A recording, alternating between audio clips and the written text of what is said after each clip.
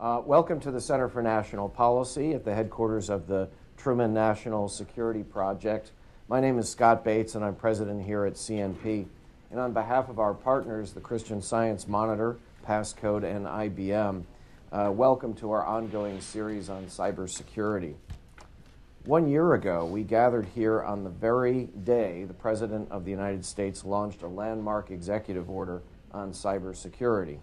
And today we've brought together leading practitioners in the field and government leaders responsible for strengthening cybersecurity while promoting information sharing and building resilient systems.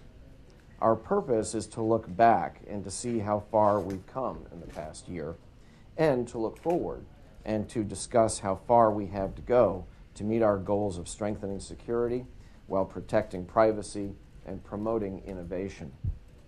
Just days ago, the President held an important summit at Stanford to discuss some of these very issues. There is a clear and compelling reason why cybersecurity has gained so much attention at the presidential level, and that is because in the 21st century, cybersecurity is national security, and the foundation of our prosperity will be built on secure and resilient cyber systems. And so I believe the issues we discuss here today to be central to the future of our nation. And in that spirit, we very much welcome your active participation in the program today. Now, our first speaker is kind of like having 3 cups of coffee in the morning, so you're lucky that way. He is full of energy, and he has been focused on these issues for a very long time. Andrew Bereen is a federal chief strategist for IBM i2, Threat and Counter Fraud Information and Analytics. As a business development executive at IBM Analytics Group, Mr. Bereen is focused on helping federal agencies seize opportunities and meet challenges using big data and disruptive analytic technologies. Andrew is a Defense Council member at the Truman National Security Project, and in that capacity, he's an active member of the Center for National Policy Cyberspace and Security Program. He's also a member of professional organizations committed to U.S. leadership in areas of security and technology, including the U.S. Global Leadership Coalition, Business Executives for National Security, the National Defense Industrial Association, the Armed Forces Communications Electronics Association, the Intelligence and National Security Alliance. He is also chairman of Cybersecurity.org. And prior to joining IBM, Mr. Bereen had leadership positions at a reconnaissance robotics startup. I think he flew a drone around at our annual conference. Is that right, Andrew? I remember that one. He was a program manager for open source intelligence at an international big data company and served government customers with public finance investment banking services. Please join me in welcoming Andrew Bereen. Thanks, Andrew. Appreciate it. Good morning, everybody. And thanks a lot for the very warm welcome, Scott. And thanks to our friends here at the Center for National Policy and the Christian Science Monitor and the people at Passcode for putting together this really important event. First off, I want to introduce a few of my colleagues from Big Blue, from IBM. One of our systems architects, David Robinson, is with us. He actually is one of the key talent, really is the key talent behind a lot of the technologies that I'll talk briefly about, and I think he's going to add value and augment really our whole nation as we look at intelligence to provide enhanced cybersecurity for the government and for the private sector. I'd also like to introduce Matt Campbell, who leads our specialized account management team for the Department of Homeland Security and other civilian agencies, and Jeremy Blade, who's another one of our business development executives. If you have any questions, feel free to contact any of us. We can walk you through things in more detail. So I'll start by paraphrasing Vice President Joe Biden, and I'll tell you that cybersecurity is a big deal. In the past year, and unfortunately again just last week, we've too frequently seen organizations picking up pieces after yet another major cyber attack or breach. Looking forward, what we need to do as a government and as a private sector is be proactive and disrupt these attacks before the damage is done and before the theft has occurred. Overall, cybersecurity is a big deal because all of our lives are enmeshed in the cloud. On mobile devices like my iPhone in my pocket, we all live in cities with SCADA systems in the energy grid, in the public utilities, and the public works. Increasingly, we have the Internet of Things in our very homes. Cybersecurity is a big deal Because by very nature, cyberspace creates an expanded universe for opportunities for what former director of National Counterterrorism Center Michael Leiter used to call micro actors with macro impact. And we saw that in the terrorism paradigm. We're now seeing it evolve in the cybersecurity paradigm as well. And while cyberspace has been identified as a major area of concern for the federal government for years, the number and impact of recent attacks on major U.S. corporations has been widely reported only recently. Just last week, data theft from Anthem, which is, I believe, by some accounts, the second largest health insurer, may have compromised Social Security numbers and personal identifiable information for upwards of up to 80 million individual Americans, including their CEO, I believe. So we've all seen high-profile cases of cyber theft. What's also happening is cyber espionage and cyber attack, where data is being destroyed or stolen and used for national advantage. In federal agencies, financials, retail, and now entertainment at Sony and even insurance, the costs are enormous. Center for Strategic International Studies estimates up to $500 billion almost every year lost to society at large as a result of cybercrime. That's more than $1 billion a day. Now, these threats come from a wide spectrum of attackers. Just recently, in 2014, we saw the Department of Justice move forward with indictments against PLA Army nationals for cyber espionage. On the national level, the FBI made allegations that North Korea may have used national elements in the attacks on Sony. On the other end of the small-scale vandalism, we saw ISIS militants hack the Twitter account of CENTCOM. So you see a wide variety of actors, and you also see a very broad spectrum of types of attacks. Malware is proliferating every day. The types of social engineering schemes that are used to attack the human element of organizations is also increasing in sophistication. And the one common characteristic of all of this is that the digital data sets from which all those threats emerge are absolutely enormous. The sheer scale and complexity of these structured and unstructured data sets coming together could drown or crush our cybersecurity analysts and our national security professionals, or we could find ways to harness that data, leverage it, and interpret it to yield actionable insight. Now, broadly as a nation, I think we've seen some significant hints at the kind of damage that can be inflicted. And we've got numbers to show that it is costing more than $1 billion a day. But I'm very optimistic that as a nation, we've hit an inflection point with regard to cyberspace. I think what we do now is what we have always done as Americans when faced with an obstacle or a challenge. We'll find ways to innovate, work together, and leverage public and private sector resources to protect our commerce, our way of life, and our personal lives. Stakeholders from business and government are already thinking, acting, and adjusting as needed to reduce risks in cyberspace for Americans. In the past year, on the government side, the President acted decisively, took executive actions to help unite efforts to protect cyberspace for Americans by coming out with a new executive order and a new policy framework, empowering the Department of Homeland Security, identifying areas of critical infrastructure, and creating a NIST framework. Last week, the White House announced a new agency, the Cyber Threat Intelligence Integration Center. Now, CTIC, and I'm not sure that's what it's going to be abbreviated as, is fantastic. It's going to be built on the same model as the National Counterterrorism Center. And it could do for American security what NCTC did for counterterrorism intelligence. It's creating a central clearinghouse where analysts can leverage the work done at multiple agencies, bring it together, fuse it, and share it, hopefully as needed with government and also private sector entities that need to protect networks. But their work is cut out for them. Because if you want to find a needle in a haystack quickly or connect multiple needles in the same haystack, you'll need the whole haystack. And you'll need to exploit information in it.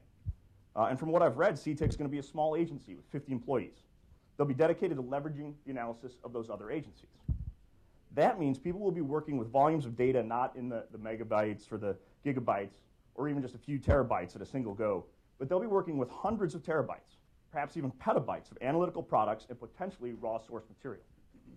It's a big job. On the private sector side, all of us as citizens need to empower the right team with the right tools and the right technologies. And all of us have a role to play in that. I can only speak from my own experience, but I really am overwhelmingly proud to say that I am now an IBMer. For more than 100 years, IBM has been solving the world's most challenging computing, process, and data problems. And I'm really honored to be part of that team with people like Bravo and Matt and Jeremy. In the past year, IBM also made some significant announcements related to evolution and innovation for cybersecurity intelligence. One of which was the release of what we've called Enterprise Insight Analysis. Formerly, it was an internal initiative codenamed Project Aurora. And Project Aurora was a next-generation big data analytics program that pulled together resources from proven solutions for link analysis, artificial intelligence, identity resolution, and sense-making algorithms to provide a single user interface that simplifies extremely complex investigations for those analysts I was talking about at places like the Cyber Threat Intelligence Center, or places like the Department of Homeland Security, or our intelligence agencies, in ways that protect privacy. So to give you a brief preview, we'll play a video now.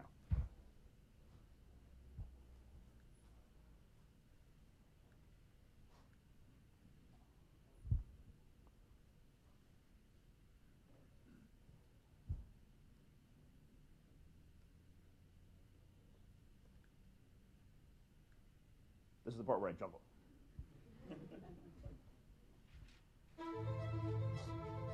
Technology enables untold opportunities for consumers, for organizations, and for criminal exploitation. Because with technology comes a massive amount of disparate data.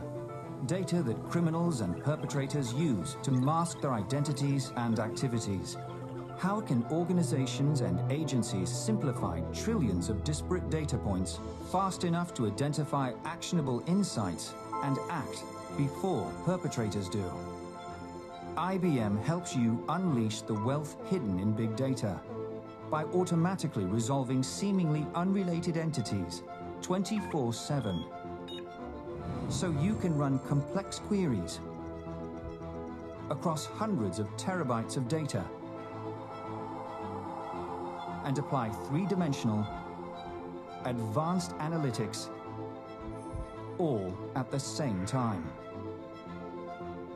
An integrated system of insight that transforms data complexity into actionable intelligence within seconds.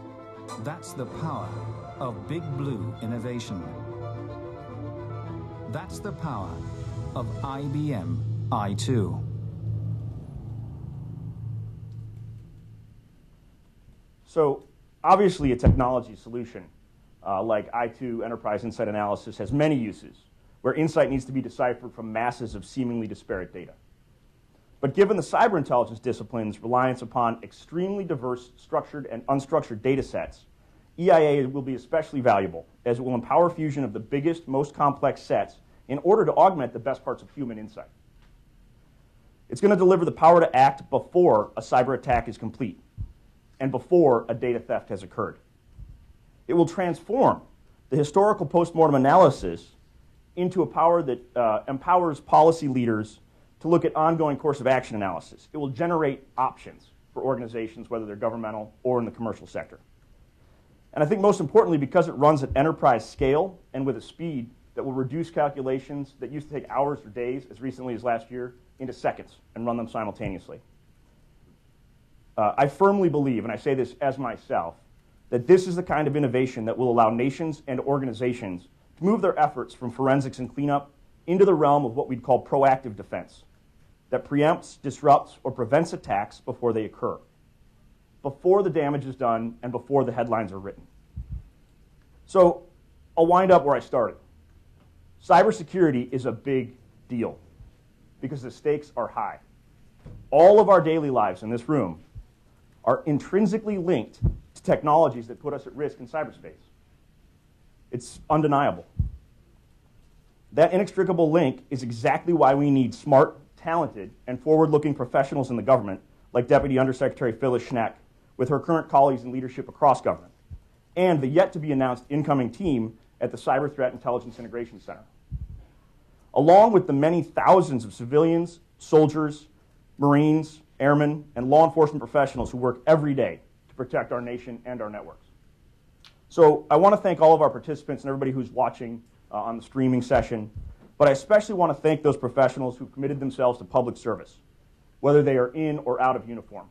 And I'm available for questions after this event. Thank you, everybody.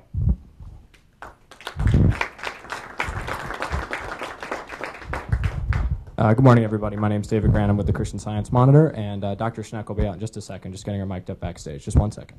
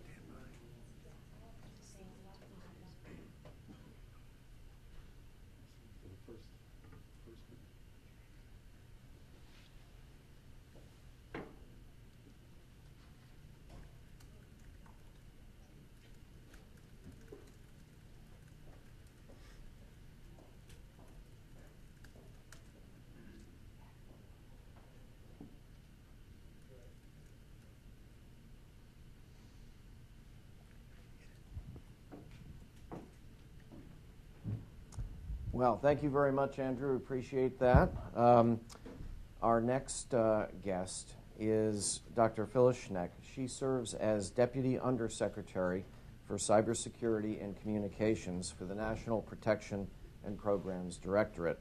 She is, in short, the Chief Cybersecurity Official for the Department of Homeland Security.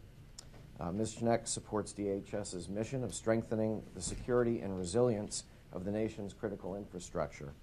Schneck came to DHS from McAfee, Inc., where she was Chief Technology Officer for Global Public Sector. She was responsible for the technical vision for products and service for public sector, as well as global threat intelligence, industrial control system, and telecom strategy. She drove strategic thought leadership around technology policy and cybersecurity and led initiatives in adaptive security and intelligence in networks for critical infrastructure protection and cross-sector cybersecurity. Ms. Schneck has led a distinguished group of people and has had an amazing career in security and infrastructure protection community. She was working group chair of the CSIS Commission to advise the 44th President on cybersecurity. Ms. Schneck was chair of the board of directors of the National Cyber Forensics and Training Alliance, a partnership between corporations, government, and law enforcement for cyber analysis to combat international cybercrime. She also served 8 years as chair of the National Board of Directors of the FBI's InfraGard program and was founding president of InfraGard Atlanta, growing the program from 2,000 to 30,000 people during that time period. Not surprisingly, she was named one of Information Security Magazine's top 25 women leaders in information security. She holds 7 information security patents and has 6 research publications in the areas of information security, real-time systems, telecom, and software engineering. Ms. Schneck received her PhD in computer science from Georgia Tech and pioneered the field of information security and security-based high-performance computing at Georgia Tech. So without further ado, the chief of DHS's mission on cybersecurity, Phyllis Schneck. Please welcome the doctor. Thanks for coming. Appreciate it. And not only that, she just balanced her coffee and her remarks. Yes, in two hands. Well, thank you very much, Doctor, for being here. And this is a bit of Groundhog Day because you were with us, I believe it was about a year ago, and the President had launched his executive order. I wonder if you might just kind of fill some of us in who may not be as versed on the executive order and give us an update on where you think we are right now and where we might be going. That's a great question, and thank you. I just want to, can you all hear me? Technology better now? I found the on switch. So good morning. I also want to thank our sponsors. So I'm told I2 and the Christian Science Monitor and the Center for National Policy. This is a really important subject, right? And we're celebrating a birthday of our framework. So February is a big month of birthdays in my family, and there's now one more. And I want to highlight that for a minute, where we're going and where we are right now, as you point out with the EO. But the EO is in some ways a culmination of many things that have happened this past year. If you think about DHS, our secretary always says cybersecurity is a part of Homeland Security. And cybersecurity is a key priority, one of the top for the department. And we look at it not just in the National Protection and Programs Directorate where I sit, but all across the department, from TSA to FEMA to our Coast Guard, our Secret Service, our Homeland Security Investigations, which is actually part of ICE. I'm going to try not to use a lot of acronyms this morning. Customs and Border Patrol, but the whole department. It's a unity of effort, and cyber cuts across everything. And then you force multiply that as we work with our partners in the interagency, the FBI, the intelligence community, for example, and many others. So when we look at where cyber is right now, I think back to 2 years when the framework was starting to get created. I was in the private sector, and I was really excited about this thing because all the scientists were going to the meetings. I'm a nerd. And looking at how to build basic good practices for cybersecurity. Not compliance, not legislation, but just how do you do this, and how do you adapt it for a business of any size, a state, local government, a federal government? How do we put risk management, asset inventory up front, and then look at how we want to invest? How do we take cybersecurity to the boardrooms? So about a year ago, we launched the framework. And at DHS, we look at this as our C-cubed voluntary program. We're government. We had an acronym. But that is critical infrastructure, cybersecurity, community, the 3 Cs. And it's voluntary. And we've had a ton of adoption. This has been killer. We've had adoption from small to medium businesses that before didn't have good cybersecurity, and we're still working on increasing their cybersecurity. We've had adoption from large businesses saying we want those smaller guys who feed us and are our vendors to be more secure before they connect to us. We've had adoption in looking at state and local governments, how they invest up front in good cybersecurity.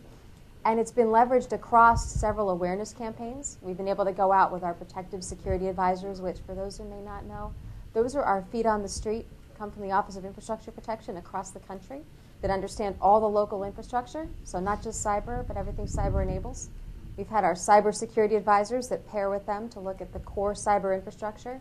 We've offered all the resources of DHS, from our U.S. CERT analysis to critical infrastructure resilience reviews, all in line with how do you, as this framework is aligned, designed by scientists in the private sector and NIST and DHS and others, how do you line this up so that businesses can, and state and local government and government, put risk management, consequence management, and create real resiliency instead of buying numerous devices that may or may not work to secure what they need. A key part of this is the private sector engagement, probably the most important.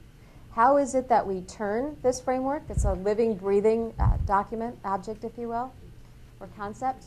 How do we make it continually useful?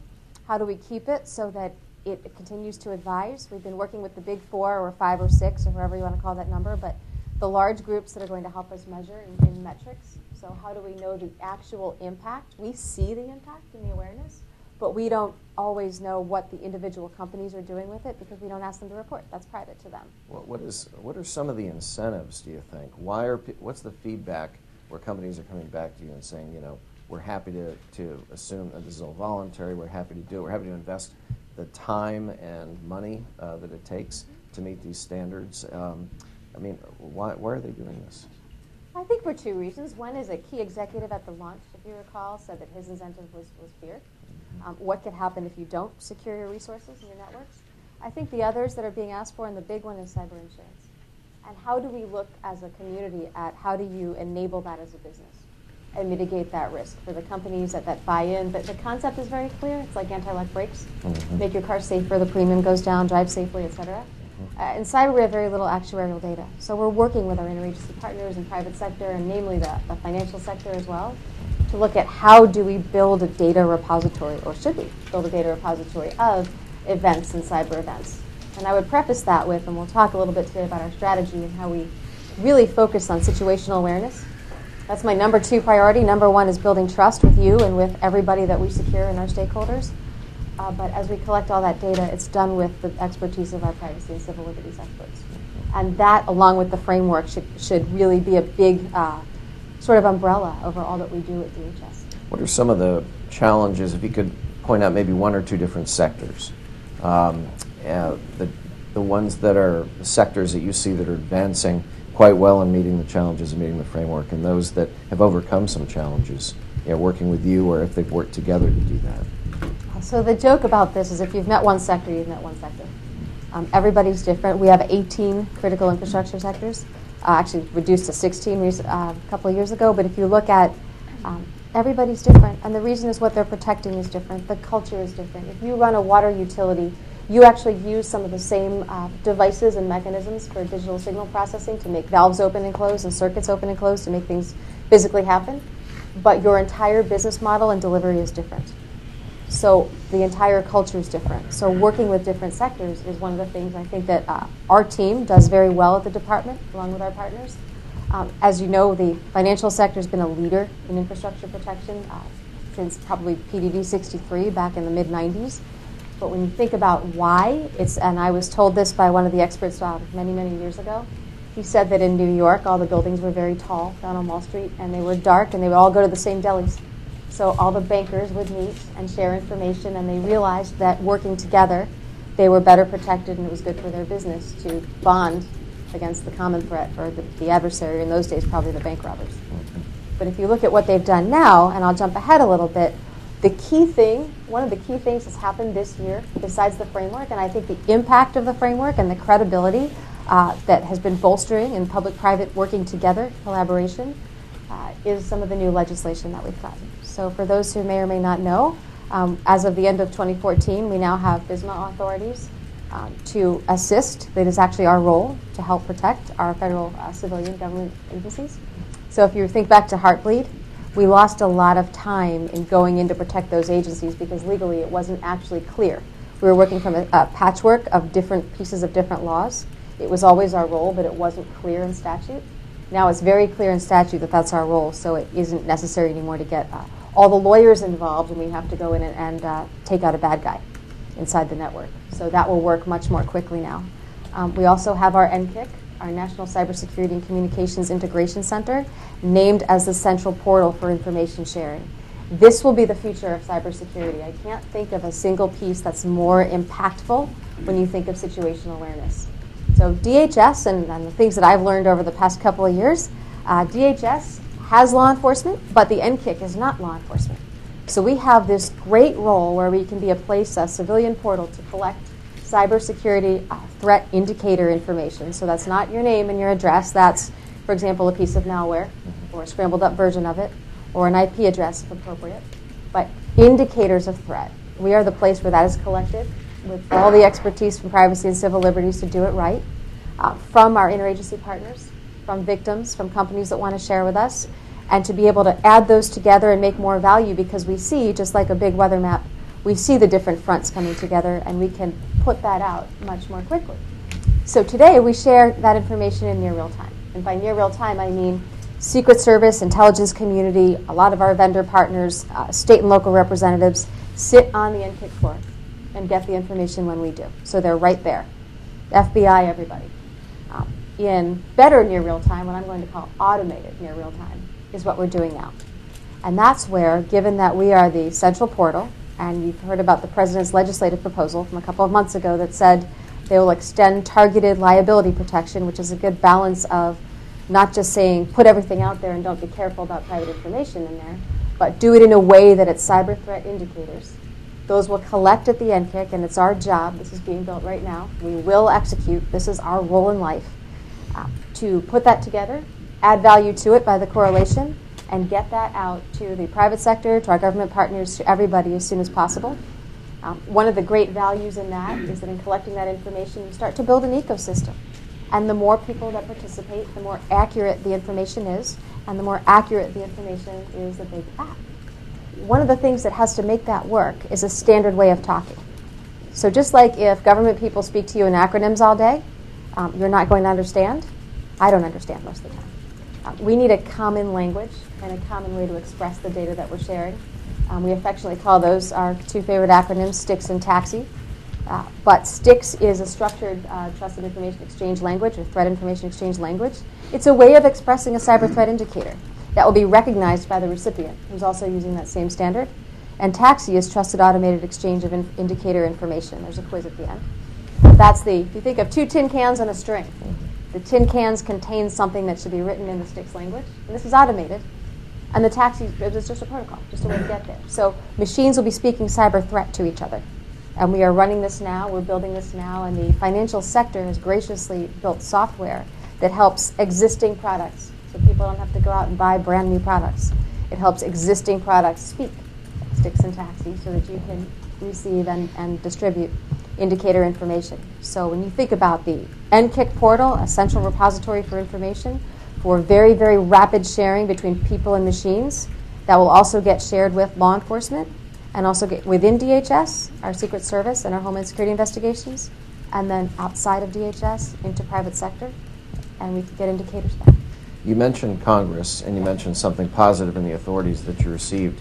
I'm wondering what you think, what would you say are your top priorities for Congress now? What kind of action should be required to get you where you want to be, to advance kind of the voluntary cooperation, but what else is on your to-do list that you'd be able to plug today, aside from like funding DHS? I would like that funding. Right. On the cyber side, specifically, we'd like that legislative proposal from the administration to pass. That enables that targeted liability protection, which is important. I was in a company 15, 18 months ago, and I was on the line to share information and do it right. You don't want to share too much information, but you want to give enough to the community to protect them. And you want to put it in one place and not make 19 phone calls. One place and know that the right people are going to get it the right way with all the privacy and civil liberties considerations. This will help that. This will further that. The NCIC is the right place to do it because it is not law enforcement.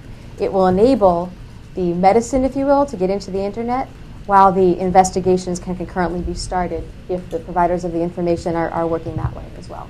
So it does not in any way prohibit law enforcement investigation, but it speeds up, again, putting the indicators, putting the medicine into the network. I think that is absolutely critical, and we're working very closely with many gracious people on the Hill who are looking at a wide variety of laws on a wide variety of topics, not just cyber, and have taken a lot of time to sit down and really learn this stuff and share their insights as well. So I'm thankful for that.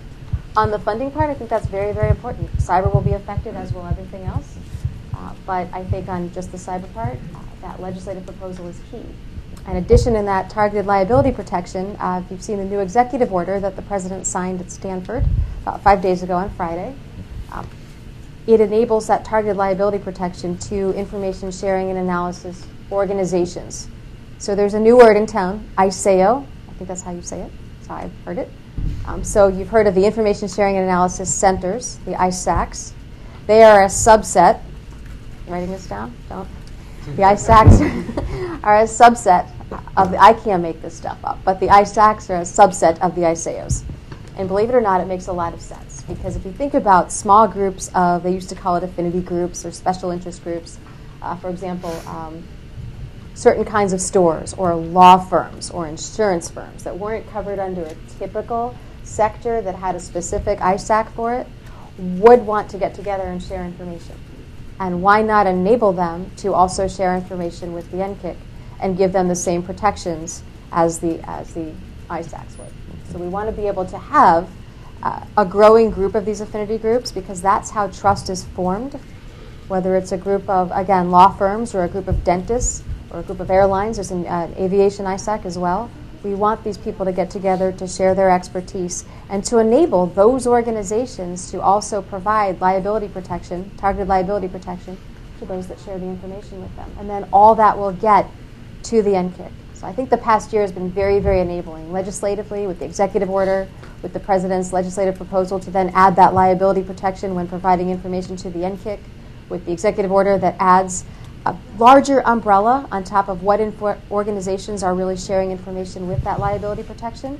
I think that the adversaries will stop dancing in the streets as we pull this together, because this is the one thing they can't do. This is bringing together the information that enables machines to block what shouldn't get there. Well, thanks. I'd like to open it up to any questions or comments from all of you, and don't be shy. I know you came here for a reason. Yes, sir. And please let us know who you are.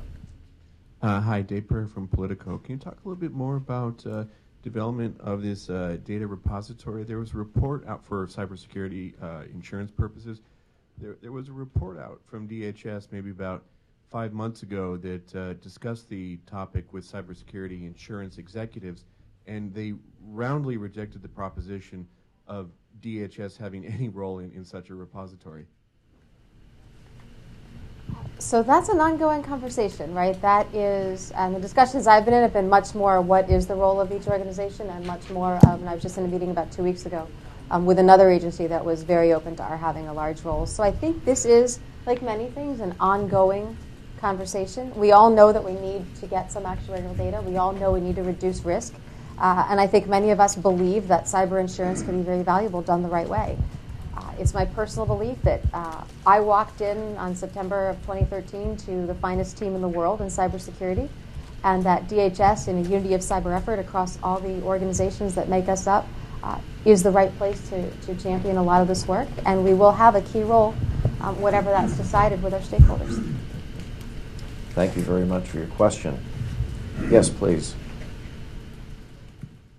Hello, Christine Vargas from Avicent. Could you speak a little bit more about your awareness campaigns to businesses and industries at large, but also to the general public?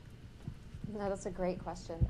I've long said and tried to figure out how to take cyber mainstream, how to make it not a nerd topic, and not just when somebody's intruded and it's in the news, but how do we make this something where people are actually concerned about it? How do we help kids, when they get a cell phone, understand that you don't take calls from everybody, you don't text everybody? So your question, I'll start with the businesses and then get to the mainstream. On the business side, we use our critical infrastructure sector structure to work with all the different sectors. Each sector has, whether it's water or gas and electric or finance or government services or rail, telecom, each sector has a sort of policy body, a sector coordinating council, and an information sharing and analysis organization, the latter of which is more technical, sharing indicators.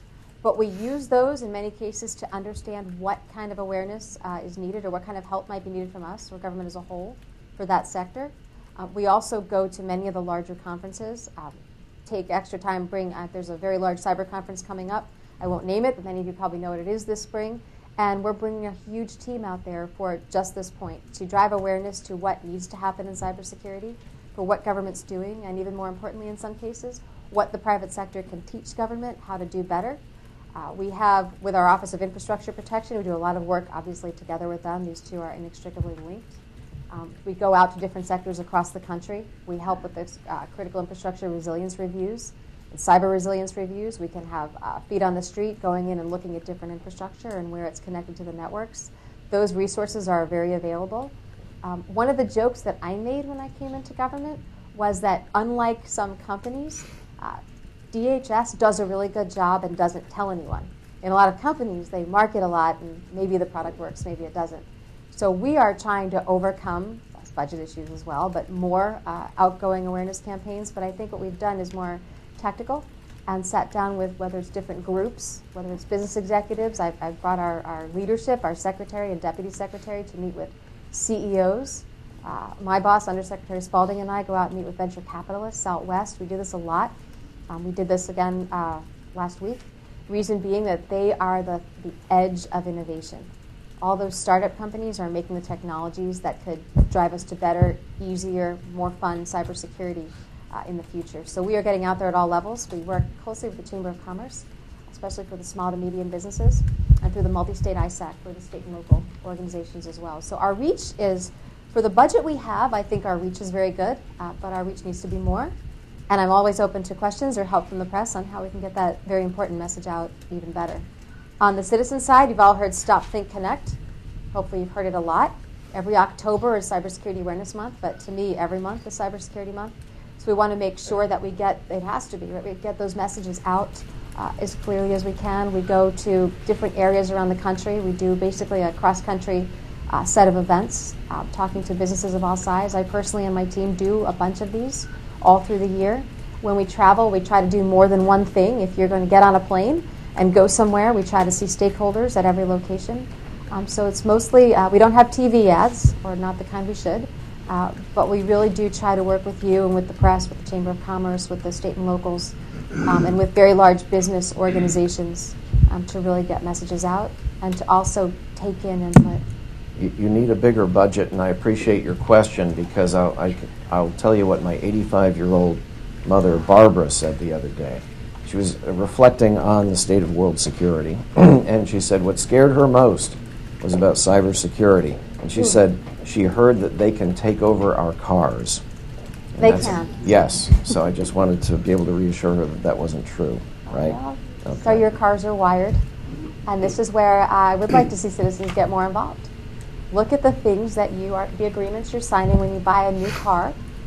Look at what is in the car. Many of them have a black box just like on the airplane, that can tell you things about how the car was operating at any given time. So look at these services when you buy the car. Great. Yes, please. Hi, Mitch Herkis with the National Association of State Chief Information Officers. Our members, the state CIOs, work a lot with DHS and the NCIC through the multi-state ISAC, but they also work either formally or informally a lot of times with the private sector through state information sharing organizations. Michigan has a formal information sharing sector. Actually, we found out a lot of states do recently, Georgia, Kansas, quite a few others that might fit under this ISAO definition. Over time, how could you see states or regions that want to create these ISAOs moving in that direction? What would they have to do to become one? So this is a great question. We're just at the beginning of this, and I should also mention NASIO and the Council of Governors and the governors' organizations that we also engage with locally.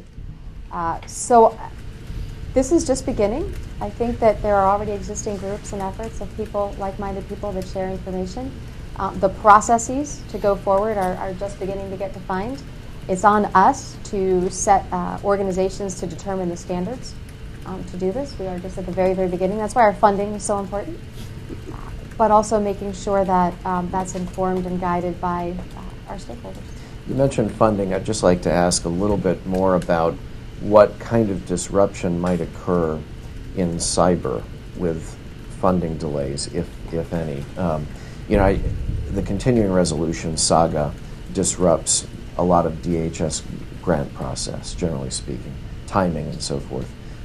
What kind of problems might you encounter, or are you thinking through if this is an extended delay in funding? Oh, wow. So we have meetings on this every day. We're very, very worried about it. We are planning for what we hope will not happen.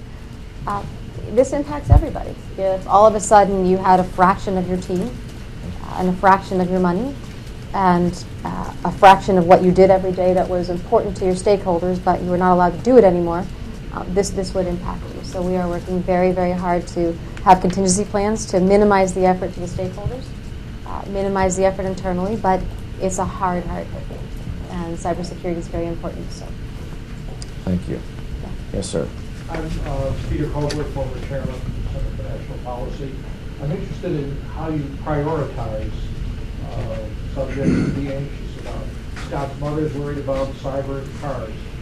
In Washington, we're worried about federal agencies who deal a lot with corporate America. They're all have security insurance things. What do you look to see a list of priorities rather than just being fearful of so many things? So it's a great question, and I think about this a lot and how we prioritize what we do and what I worry about. And I come from corporate America before, and my background's high performance computing, so you could say I come from academia too. I've seen a lot of sides. I worry about the attack that hurts people. Okay, so all of the work we do with the Hill is to enable us, and they've done great work to help us there. All the work we do with our stakeholders is to protect them and learn how to protect them better. The end goal is to be resilient. It's so that when someone finds a really clever way to electronically or physically do something that has cascading consequences, that people aren't hurt and that consequences are minimized. So I worry about destructive malware, for example, but not to the point where dead machines keep me up at night. But what were those machines supposed to be doing that sustained something else? I ask because one of the things achievements of Center for National Policy is to try to make people aware of what's really something to be fearful of versus some of the things we've been told by that we're supposed to be fearful of. So just one suggestion, it helps to really supply people with the facts, in my opinion, whether it's legislators or journalists or others, so that people really have a feel for what's a real fear versus a imagined fear. I couldn't agree with you more. It's a great question. I'd love to explore that more. That is a very big topic because in the end, and I've said this a lot, it's my mantra in a way, but computers are not smart. They're just fast. And because of that, they can do something that they didn't intend to do because they don't have minds. They just fetch one instruction after the next. And all you have to do to get this fast, powerful machine to execute your will instead of a good will is to get the evil instruction to be the next one on the pile. And you can buy software overnight from your bedroom on how to do that. Yes. It's Chris Costello with Inside Cybersecurity. Thank you. Hi. What do you think needs to be done to enable benchmarking so that individual sectors and companies that are trying to use the framework, for instance, to get better, have a sense how they're doing compared to their peers in their sector and other sectors? This is another good question. We've spent a lot of time talking about this because you can't, as a scientist, you can't judge progress without measuring. But as a DHS leader, when we enable and have companies adopt the framework en masse as they have, we don't require them to report back to us either their state before the framework or their state now. So it's tricky to understand what progress has been made. We have to look at other indicators. I used the word cyber threat indicator before, but other ways to look at how the threat is either propagating or are those threats becoming more sophisticated. Believe it or not, when threats become more sophisticated, we're doing a good job. Because that means that we've wiped out some of the bottom feeders and we've wiped out a lot of the noise. And when the very sophisticated threats start hitting, that means two things. It means the company saw it early, we know about it, and it also means that it wasn't buried in a bunch of noise that they could have protected by changing their passwords. So this is very tricky, and that's why we're working with those big 4 or 5 firms to understand what's the right way, whether it's from an audit capacity or in some other methodology to really quantitatively measure that impact. I don't know if that answers your question. That's an ongoing problem. Okay. Thank you. Yes. Hi, David McWhorter from the Homeland Security Consulting Group. Piggybacking on that a little bit, instead of quantitative information, if one uses the framework to look at the levels, level 1, 2, 3, 4, and using that as a benchmark, it's a self-evaluation, and it's of course voluntary. Is there what role do you see DHS playing in evaluating the evaluators? Maybe it's one of those big companies that comes in to do the auditing. Do you see any role in looking at those auditors and somehow blessing them and saying, if these guys give you level 4, then you're level 4? Anything like that? So my sense is this is under development. You're raising some of the questions that I think have been coming out in, not the repository conversation, but other conversations I think in the insurance piece as well. How do you assess a baseline and who gets to do that? And is there a business forming around that? So I think a lot of this ties together. How do you measure impact of the overall framework? I think the greater awareness is also a result of impact of the overall framework, and as well as the mass pickup of the state and local on using it. We wrote a check last year to give managed security services to all the states if they would adopt the framework, and by adopt I mean put together a methodology on how they're going to do better investment for cyber and work through those different stages. I think all of this is tied into different parts of that conversation. And it's one that will be ongoing, and it's one that I think we're all privileged to be a part of. We are very, very open to input. I got a write-up from one of my team members I do my homework. They send me home with a book every night, and I read it.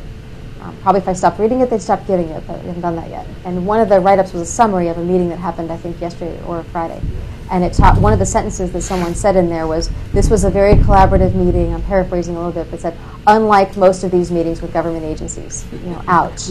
So I want to make sure that we are much more, and I think we are getting there, approachable to have these kinds of conversations. It's really difficult, it's a big understatement, to actually measure an impact when we should not be digging into the business of the company. We can ask them to report, and many will, but many won't. And so statistically, that's a challenge. Very good. Yes, please. Yeah, Eric Levy-Myers, the Wainwright Group. I'm kind of curious, you mentioned a few of these, but how you work with other organizations who do cybersecurity for the federal government. I was thinking the National Cybersecurity of Excellence or Cyber Command, for examples. So great. We have a lot of interagency partners. That's the umbrella that I call for other agencies. So, for example, the National Cybersecurity Center of Excellence, working directly with NIST. We have people that look, and this comes also within sort of our partnership side, that looks at those different companies, those different partners that might be demonstrating technology there. Those are also partners of ours in other programs in cybersecurity information sharing, where they actually send their scientists in and explain what threats they're seeing. And they all sign an agreement, a federal agreement called the CRADA. It's a research agreement that helps us understand what the biggest threats are right now, and that doesn't ever leave us, but it helps all those people transcend the competitive boundaries and work together against the common adversary. Cyber Command and the intelligence community, so DoD, the intelligence community, as well as the FBI, are great partners. We work very, very closely. For example, in the automated information sharing, we've had groups of people meeting several times a week, including FBI, and that will include intelligence community, and how those automated protocols should look, how information is collected in the NCIC, how we can leverage that to provide better information and faster out. We work very, very closely, for example, when big investigations happen. You can turn on the news and see a company. You can be confident when you see a company that's had a large cyber intrusion that no matter who's investigating it, they've all been on the phone. So the NCIC is on the phone with the FBI, is on the phone with the IC, no matter how that works together.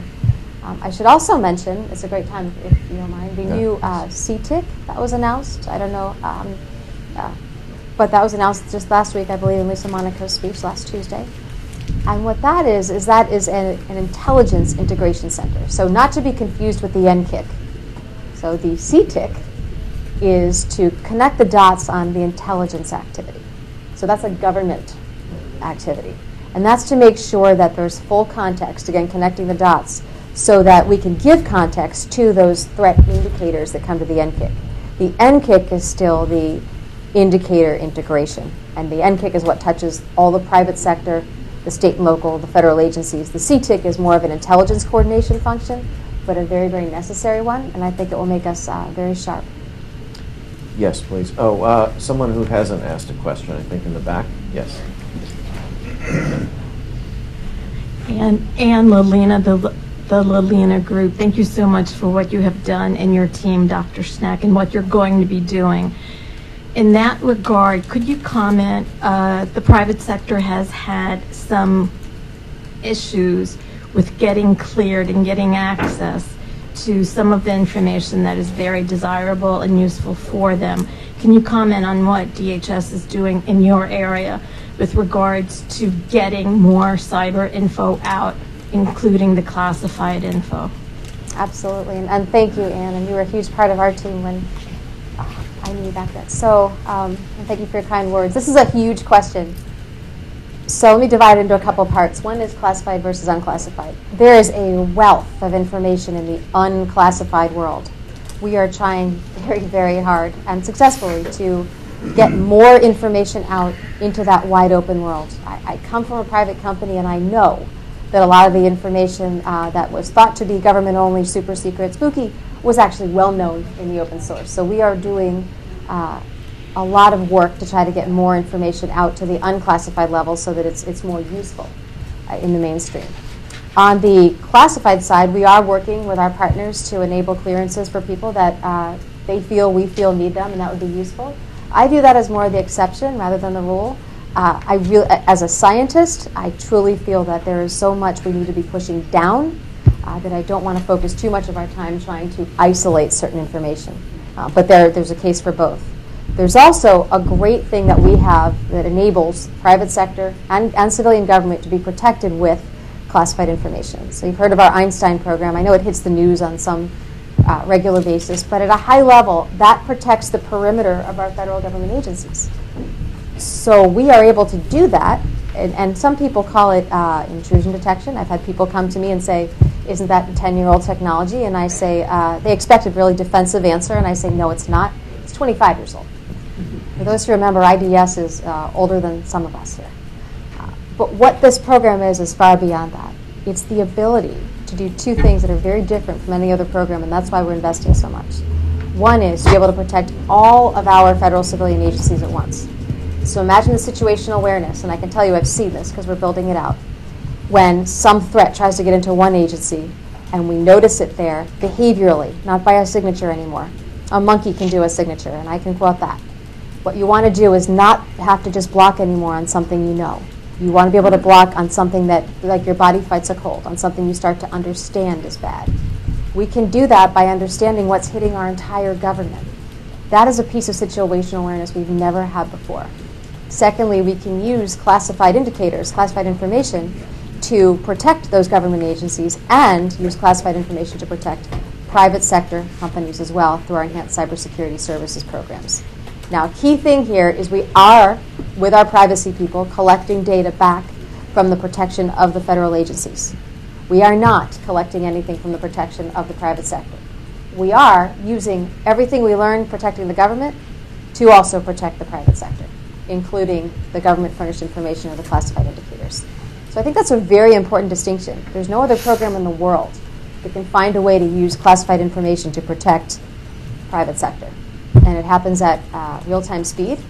And just as a plug, that piece of situational awareness that we're now developing is also getting combined with data we get from partnerships with the private sector, which is also combined with data we can get from the multi-state ISAC and others that furnish it, so all in partnership, that will then combine in situational awareness with the automated real-time information that comes in at warp speed through those automated protocols where everybody's talking about what they see.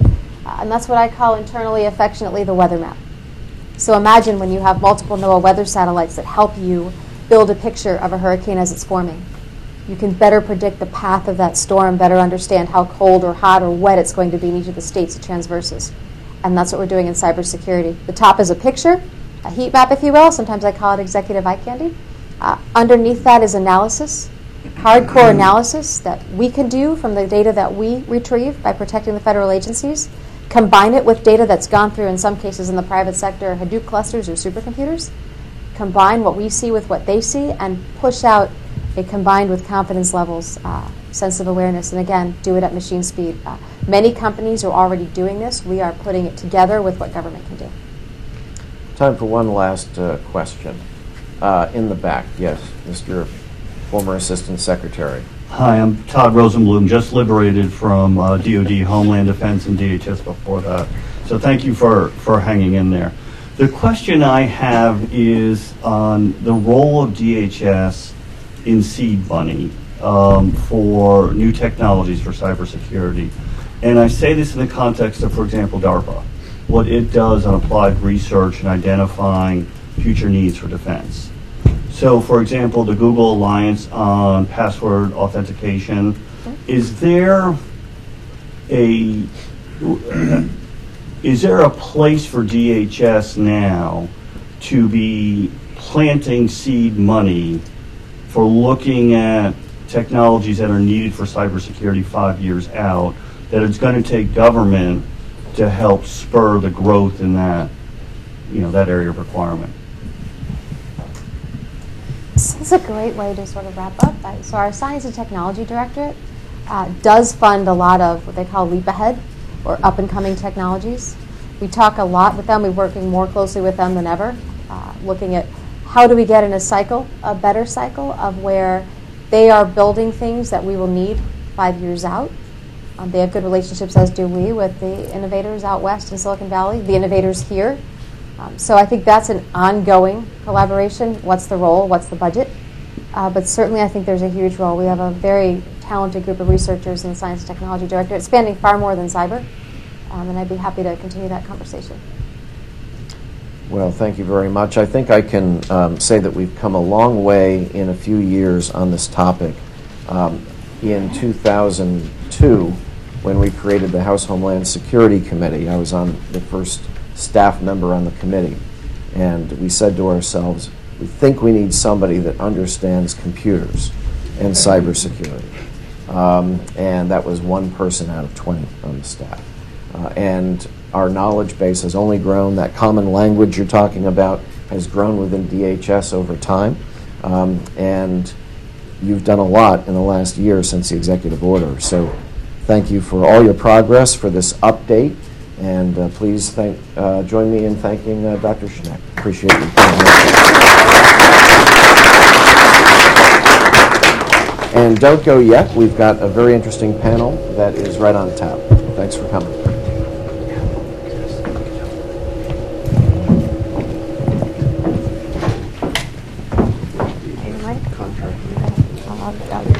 Yeah. Hold on.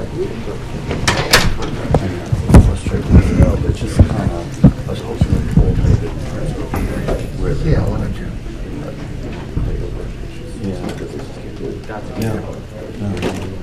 How dark it is. How we doing? Good? Yeah. Yeah. And it picks up both big and small. One initial thing, for example, what they're doing right now is they're identifying for drones warfare. They're actually going to move down the road and it's over. And so that's a software.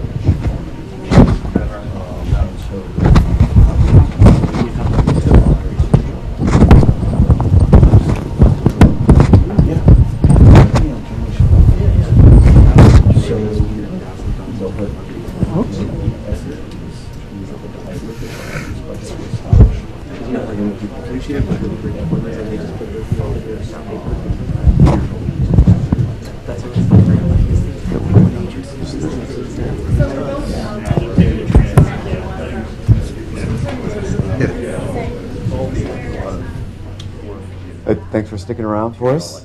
Can everyone hear me okay? Great.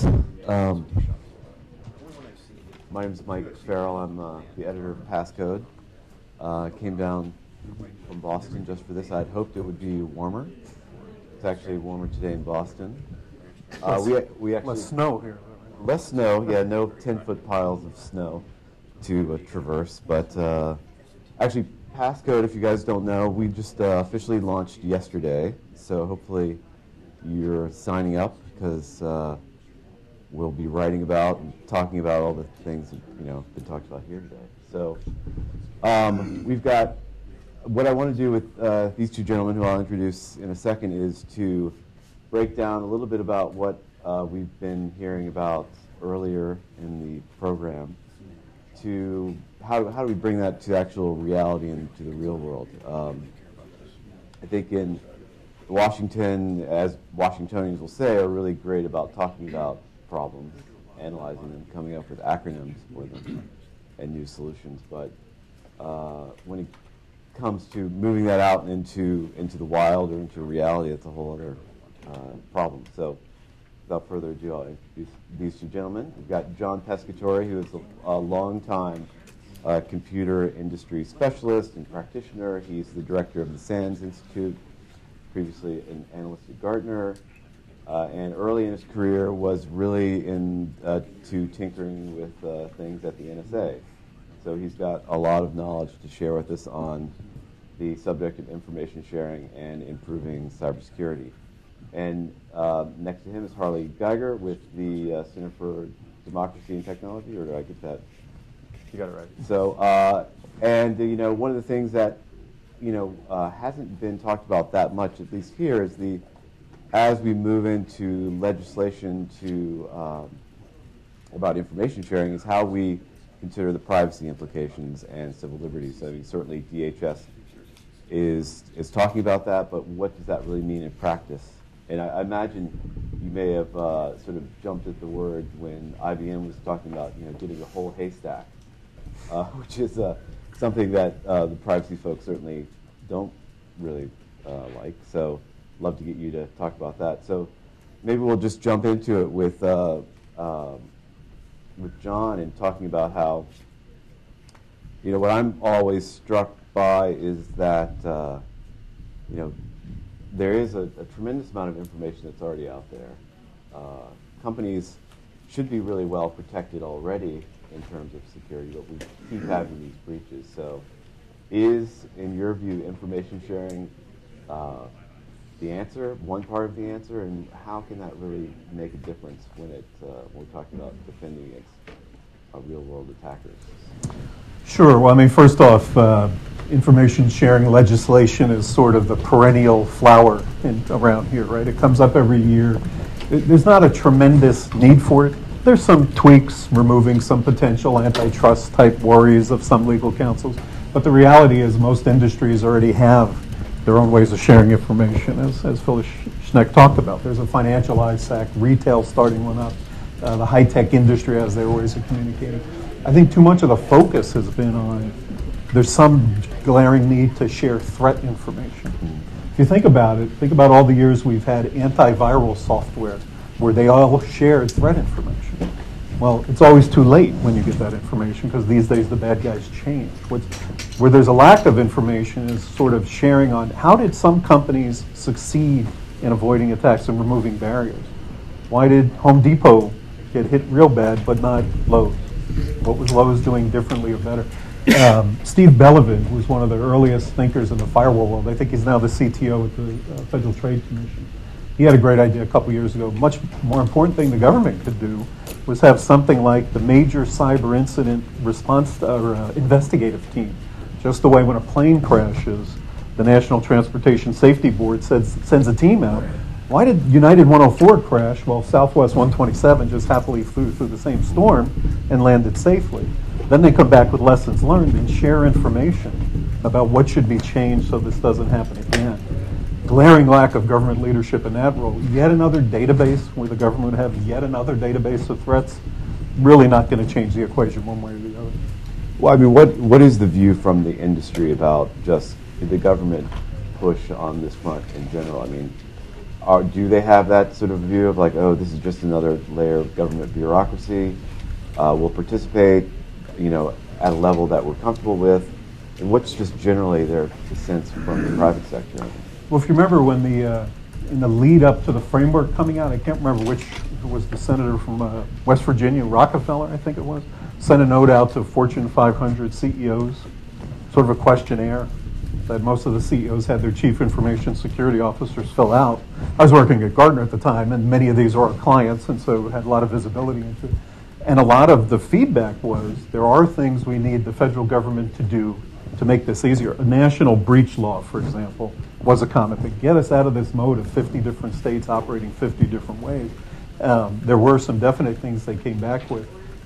They did not come back with there was a lack of standards. Right? Every industry already has security regimes or standards, and there was no real need for another government one. The framework did a nice job of sort of mapping across all the different standards into one common view. But I think the reality is what we often see from the need from private industry, from the government side, is a couple things. One is, Ms. Shank referenced PDD 63 that President Clinton put out back in, 98 or 99? One of the key elements there was the government should be a model citizen in cybersecurity. Government services should be the most secure and should drive the market for secure products and services. We haven't yet seen that, but we have seen the FedRAMP program, by the way, and the federal government start to drive increases in cloud security for the providers who want to sell cloud services to the government, the Googles and Microsofts and Amazons. So we actually have seen examples of where there are market mechanisms being used by the government that then tend to draw private industry into doing things more securely than they would to meet the broad market. So I think those are the major areas versus any need for new legislation or more databases. Well, it does seem like there is this drive for new legislation. Things are certainly lining up behind it. I mean, there's an old saying, painters paint, legislators legislate. Right. That's the tool they have. Yeah. So, Harley, wanted to bring you into the discussion. What are the concerns you see going forward about legislating information sharing? So, first, to build off of what was just said, so we agree that information sharing is not the silver bullet. I mean, it will make some difference, but there are a lot of things that companies should be doing, and many of them are doing, that will help prevent cyber attacks and data breaches. Digital hygiene is a really important practice. If you look at things like the Target breach, the Sony breach, some of these things are not really going to be preventable by sheer information sharing. Nonetheless, we do think that information sharing does have some value in preventing cyber attacks. It will help develop more robust threat indicators and enhance defensive agility. So we do think that it's valuable. The question is really what type of information sharing are we going to have? What sort of infrastructure? To your question about privacy concerns, there are several. The president's executive or draft legislation actually does a very good job of avoiding some of these. First, we do not think that the head of any sort of cybersecurity coordination effort should be a military agency such as the NSA. We think that it is properly located with the Department of Homeland Security. In addition, some of the legislation, not the administration's proposed legislation, but some of the legislation that we've seen previously would have companies share information with the Department of Homeland Security, which would then be required to share it in almost real time with other agencies, including the NSA. So it's almost no different from if it were going to the NSA directly at the outset. The administration does a good job of creating space to avoid that problem by saying that each agency, including DHS, needs to have privacy policies in place regarding the disclosure, the sharing, and the receipt of information. Those policies are not yet written, however, like the administration's proposal did not include them. So what those policies actually say in the future will have a great deal of impact on how individuals' privacy is protected. There are several other points in the administration's proposal and other cybersecurity legislation we can talk about. But I want to mention two things. One, there is already provisions in law for private corporations to share information with the government. The Electronic Communications Privacy Acts, the Wiretap Act, for example, all allow private corporations to share information with the government in order to protect their own networks, but only their own networks, not other people's networks, not other companies' networks. And that can be fixed with a simpler amendment than the sort of cybersecurity legislation that we're seeing right now. What we think needs to be incentivized, and which is currently lacking from the administration's proposal, is incentivizing and giving liability protection to companies to share information with each other, not necessarily with the government, but between companies. After all, most of the critical infrastructure in the country is owned by the private sector.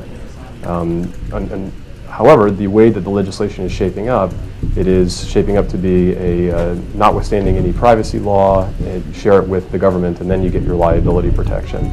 So it almost forces a government-centric sharing regime. We think that is one approach, but we think that the most significant problem with the administration's proposal is that it does not incentivize that private company to private company sharing. The second thing I want to mention about that is a perennial problem with information sharing is what the use of that information will be once it is shared. And what we don't want to see happen, and this is a possibility under some legislation, is for companies to be able to share anything, notwithstanding any privacy law. So we've had privacy laws on the books. They're there for a reason, but companies can share it, and then that information, once it goes to the government, can be used for law enforcement purposes. And each cybersecurity legislation package that we've seen so far does allow for some law enforcement use. The administration, we think, has a pretty reasonable limitation on law enforcement use. They limit it to computer crimes. We'd like to see that defined more, but they limit it to computer crimes, threats of death and serious bodily harm, and sexual exploitation of minors, and a couple of other things. We think that's pretty reasonable. But if it is open for general law enforcement use, then it essentially becomes a giant backdoor wiretap. That is a major thing that we want to avoid. So, talk a little bit more about the privacy concerns in some of the information sharing legislation that's out there, and what are some of the real issues and that consumers, people should be worried about? Are they are we talking about, sort of a whole data set of information containing social security numbers, addresses, internet, activity being handed over to DHS? Or? So it depends on how the legislation will define what can be shared. The administration's proposal, for example, requires only cyber threat indicators to be shared. And those cyber threat indicators include information that can describe a technical vulnerability or a means of access and other technical exploits. But the administration's proposal requires that information to be stripped, or rather requires companies to take reasonable steps to strip information that would identify a specific person from that information prior to sharing, unless it is necessary to describe the threat. That is, we think, a pretty reasonable way to go about it. Unfortunately, that would include victims because they would be related to the threat. We have some tweaks that would potentially shield victims more, but that is much more narrow than, for example, simply saying that you can share anything at all. And if it is anything at all, then potentially, I think that this would be a bad practice for a company to do, but if it's anything, then sure, a company could share a data set that includes social security numbers and other sensitive personal information. And that we think would be a problem. Individuals should not have to choose, and companies should not have to choose between being vulnerable to cybersecurity attacks and sharing large quantities of personal information with the NSA.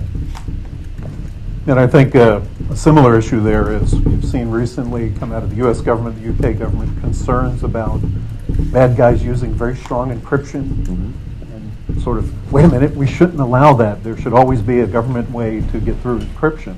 Sort of hearkening back to the old crypto export debate we went through 25 years ago. It's another example of a technology really needed by people and companies to protect their information and protect their privacy that runs counter to both national intelligence and national law enforcement needs, erring on the side of making it harder for people to protect themselves enables the bad guys. There's things now that would be encrypted already and routinely if we hadn't been fighting encryption so hard 20 years ago when it first came about. It made it more difficult to get baked into things.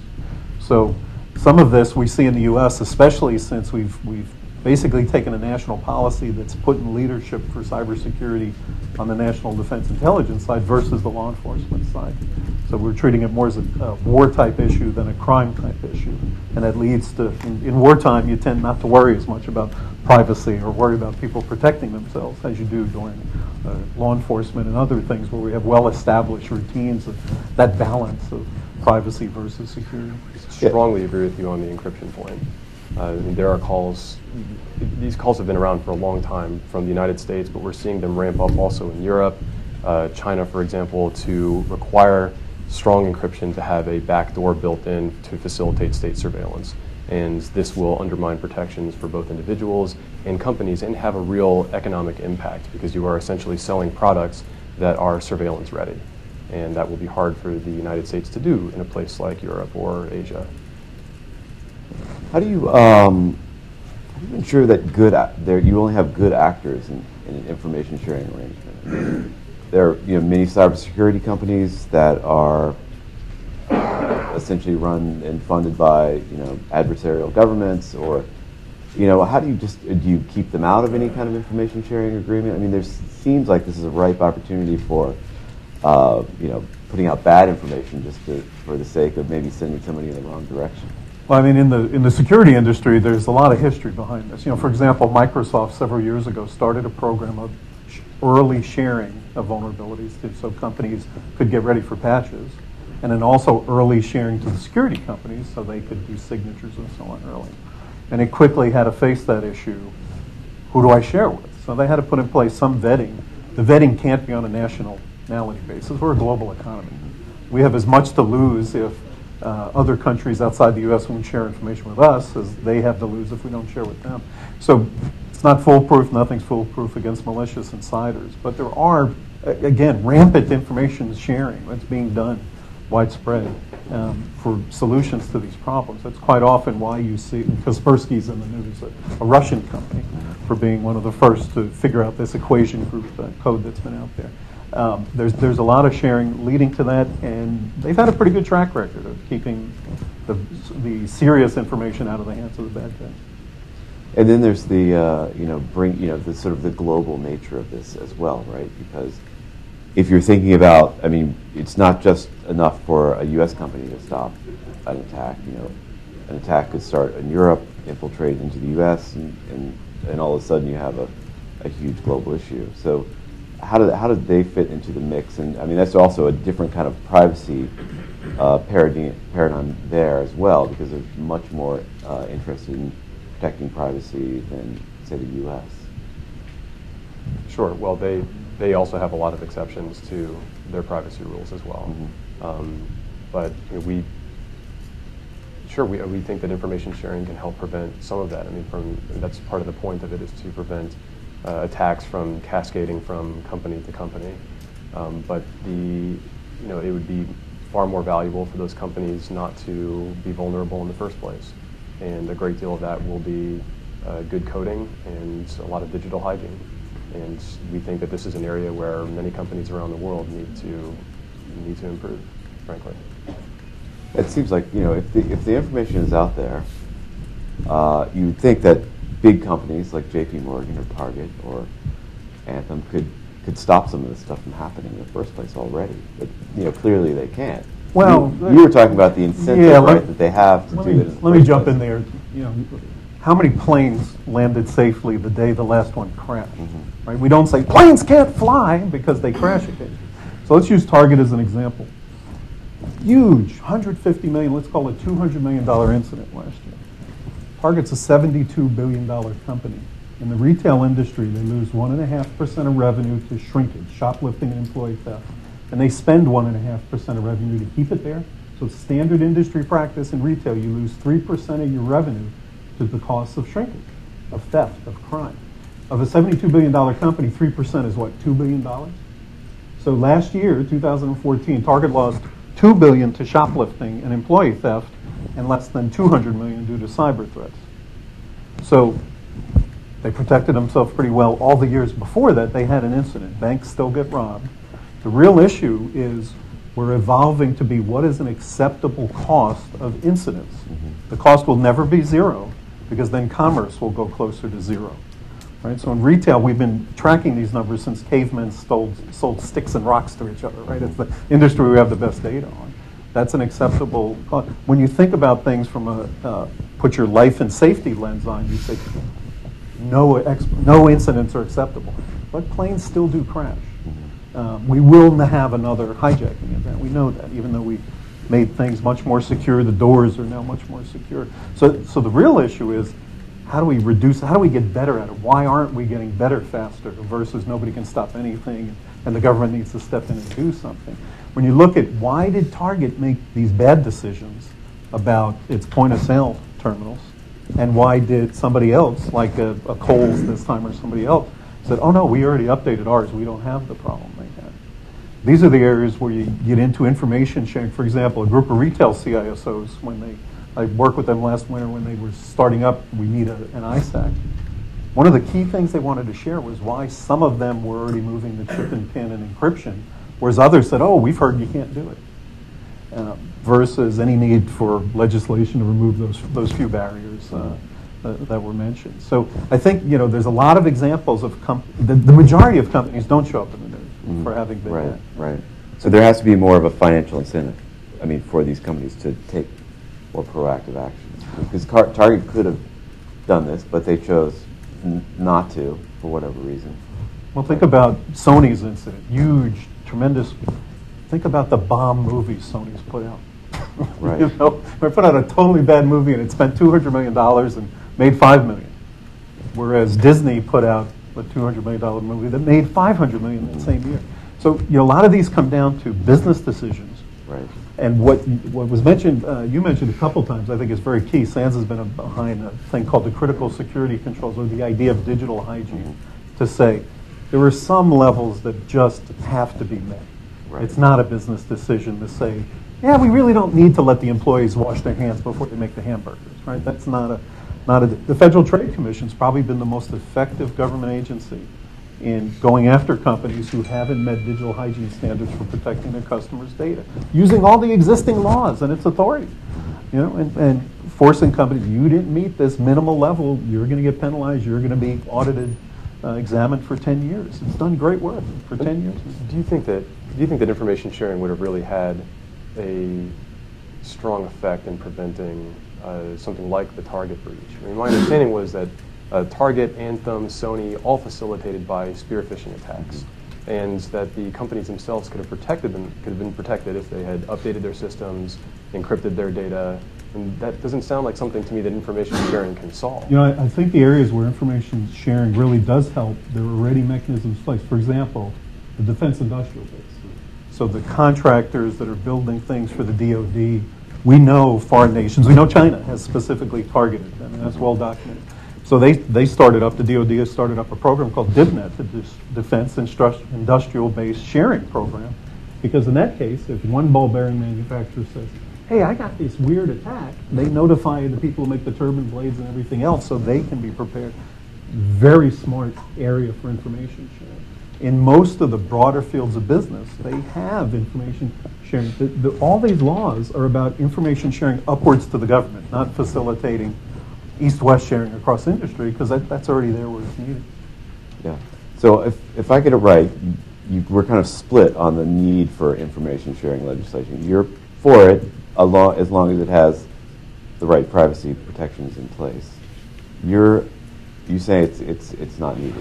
Well, I'm saying it's not a fact. I think there are some things that could be tweaked that would make some chief legal counsels less worried, some things that would provide better protection. For example, I would like to see requirements on how well the government protects that information. Agreed. Because it's going to be a very lucrative target. Well, the administration's proposal would have some requirements regarding the protection of information that is shared. And some oversight, transparency. Sure. But our position actually is that information sharing can be accomplished through a much more narrow means. And actually, I think we're actually more on the same page than perhaps it might seem. We think that information sharing could be a lot more narrow. We think that it ought to focus more on existing information sharing provisions in law, like the ones I described earlier. ECBA, the Wiretap Act, for example. You can share to protect your own network, not others. That can be changed with a simple amendment, not by creating this large-scale information sharing, government-centric paradigm that all the legislation is moving to. In a way, though, since all the legislation seems to be aimed, or at least the major legislation seems to be aimed at that government-centric, large-scale paradigm, we are commenting on that paradigm. But our ideal is actually to facilitate greater private-to-private information sharing. In the end, a lot of what is holding it back is liability. It's liability protection, and that's what companies need. Yeah, I mean, it seems like there's a bit of a disconnect, right? Because the way the internet and communication systems have been structured, these are private enterprises. They're over private networks, and the people who have the switches and the controls are working in corporate America, not government. So, in a way, we're almost reliant on good corporate behavior to be able to keep us safe.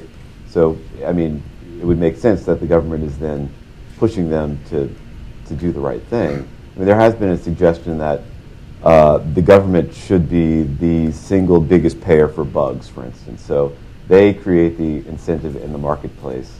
So companies who are in the vulnerability business are incentivized to then reveal their information. So maybe that's a better way of going about it, just create this marketplace. Well, but it depends on what your goal is. Is the goal for the federal government to have yet another database with lots of cool threat and vulnerability information? Or is the goal of the legislation to increase security of the infrastructure? Well, that should be that's the that should be goal, the right? goal, Not just sharing for sharing's sake. So there's a lot of other elements proposed legislation that I think have much bigger potential for increasing security. There's other bills, I forget if it was actually legislation or just administration effort, it was called Buy Secure, which was say the government should be buying more secure software, more secure network services, driving the market in that area. There was another one about the workforce training initiative. I worked at Gartner for 15 years talking with Fortune 1000 and government customers all the time. And one thing I realized, everybody has the same access to technology, and in reality, the same access to information. But why were some companies more secure than others? Why did Veterans Administration do really badly in the government and Social Security do really well? And a lot of it comes down to the skills of their people and the training of their people. Are they able to attract and keep people that are good at cybersecurity, just like a good software developer? So there's legislation around the cyber workforce training. Those are, I think, efforts that will have more concrete impact on real levels of security. For some reason, the information sharing one, though, is this irresistible, like the swallows coming back to Capistrano every year, that some version of that bill comes back. And whether it passes or not, I really don't think it'll ever make much of a difference. Yeah. But we think that it will pass, actually. We think that Congress is poised to move information sharing legislation. CISPA passed the House last session. We expect that some version of it will do so again. And because of all of the buzz and motivation based on recent high-profile hacks, I think that Congress may very well get this done this session. And the question then becomes, from our perspective, from the perspective of a privacy and civil liberties organization, is this legislation going to protect privacy and civil liberties? And we think the administration's proposal does a pretty good job of that, and some of the legislation that's been proposed previously does not. So one of the analogies I heard recently that I thought was interesting comparing information sharing to some real-world technology was comparing it to the Waze app, right, which gives real-time traffic information for drivers. But there's a downside to that, right? Because if you're driving, you shouldn't really be looking at your phone, and you're sort of taking your eye off the road, which you should be really paying attention to. So as we're focused on information sharing, is there something that we're taking our eye off that we should be paying more attention to in this cybersecurity space? Well, again, I think there's been an over-focus on the sharing of threat information, right? And not enough focus on the sharing of how did you overcome these barriers to getting more secure. Why are you able to use encryption when we can't? Why did Target make this decision? And that's just the natural way of competitive business. I think there are things the government could do. Again, I mentioned the Buy Secure program to say, hey, if the government starts buying more, if the government drives software suppliers to lower levels of vulnerability, and we share information about which pieces of software have fewer vulnerabilities because the government's requiring that as part of their buying, that helps drive the market. We have NIST, who's an agency in charge of standards and testing things. Right? They have the standard test for this ruler actually 12 inches long, or does this fire extinguisher work? For 10 years, they've fiddle-farted around with how do you test software for vulnerabilities instead of actually the government doing it and starting to try it. So I think the information sharing about the products and services that can be used to be more secure, the government can play a huge role there. More information of threats and vulnerabilities, there's dozens of sources of that already. There's no attack we can point to recently where lack of information sharing was really an issue. You mentioned also the Federal Trade Commission earlier, and their authority in this area is limited but valuable from our perspective. They have, through litigation, established that companies that don't meet a certain reasonable level of security are subjecting their users to unfair marketing practices or unfair trade practices, and so they could sue under their Section 5 authority. This position is constantly under attack at the Federal Trade Commission, but we think that actually solidifying and expanding that authority may do more to prevent cyber attacks than some of the other proposals that we've been talking about. Yeah, I agree. And if we were to, I remember years ago, after one of the plane crashes, there was a congressional hearing, and a safety engineer sat up and said they were proposing, since some babies died in the plane crash, they were proposing babies would have to wear seatbelts. They could not be carried.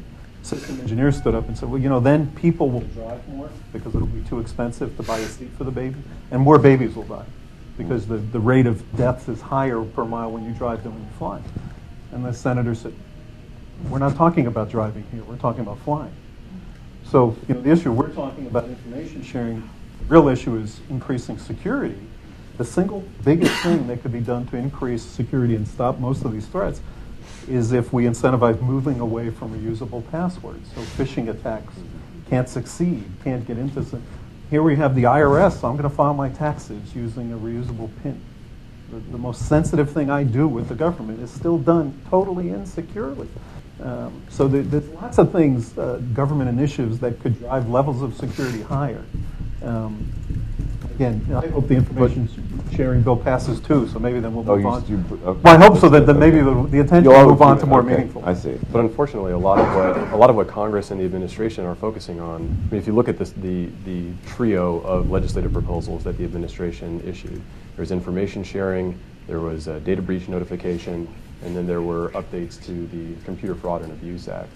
And of those three, we've really only been talking about information sharing.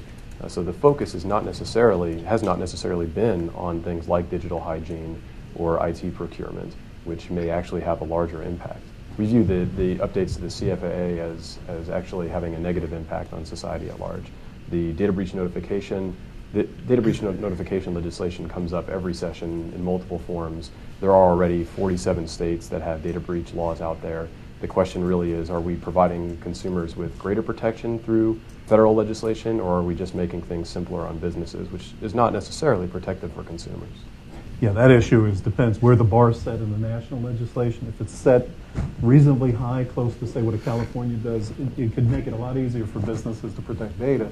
If it pushes the other way and just opens a whole bunch of loopholes, it's just going to lower. And the vast majority of the data breach legislation we've seen trumps all state law and is lower than a lot of states, particularly California, which has probably got the strongest data breach notification out there.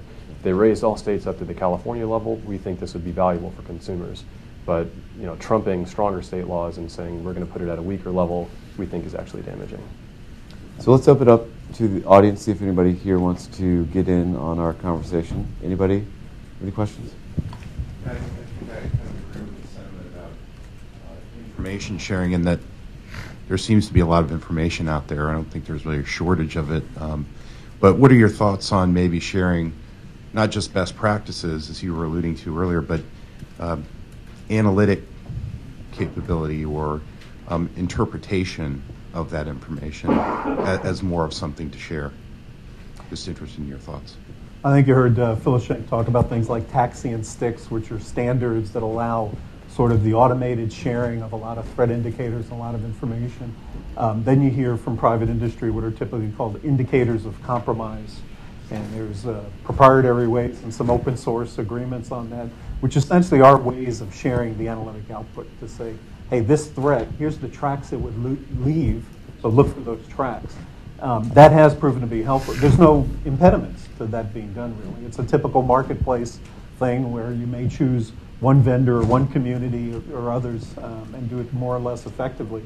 But yeah, certainly the ability for the good guys to use the internet to share expertise against the problem has proven really powerful. I think analysis sounds like potentially very valuable and would remove some of the civil liberties concerns with sharing the actual content. And if I may, just for folks in the room and watching who are following the federal legislation, I'd pay particular attention to what can be shared. Is it everything, or is it a limited subset of threat indicators? And where does it go? Does it go to the NSA? Does it go to DHS and then the NSA automatically? Or is there a space between DHS and the NSA? And then what can that information be used for?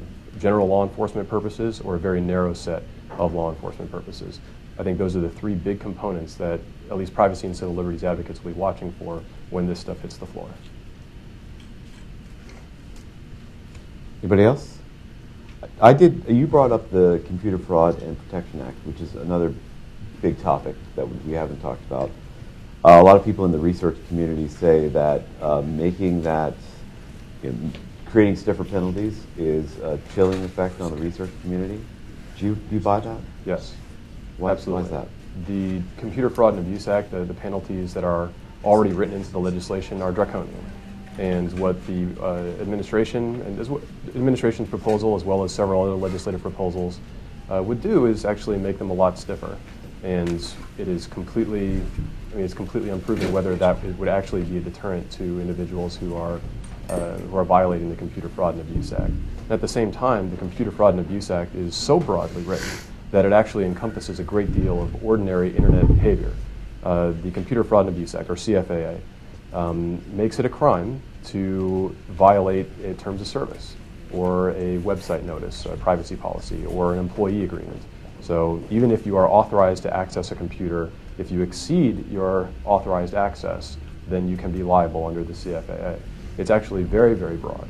And it's a difficult problem to solve. There are reasons why that provision is there. The administration, to its credit, did take some steps in trying to narrow that particular problem I just mentioned, but they did not narrow it a great deal.